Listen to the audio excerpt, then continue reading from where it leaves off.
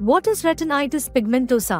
Hi, I'm doctor Pragna Palgani from Palgani eye hospital Vijayawada. ఈ రోజు నేను మీకు రేయి చీకటి అంటే ఏంటి, అది అసలు ఎవరికి వస్తుంది అనే దాని గురించి చెప్తాను. రెటినైటిస్ పిగ్మెంటోసా అనే కండిషన్ వల్ల చాలా మందికి రేయి చీకటి అనేది వస్తుంది. అసలు రెటినైటిస్ పిగ్మెంటోసా అంటే ఏంటి? రెటినైటిస్ పిగ్మెంటోసా అనేది ఒక రేర్ ఇన్హెరిటెడ్ డిసీజ్. ఇది కామన్ గా గ్రాడ్యువల్ విజన్ లాస్ అనేది ఇస్తుంది due to degeneration of retina. Retinitis pigmentosa common గా జెనెటిక్ మ్యూటేషన్ వల్ల వస్తుంది and it is usually hereditary.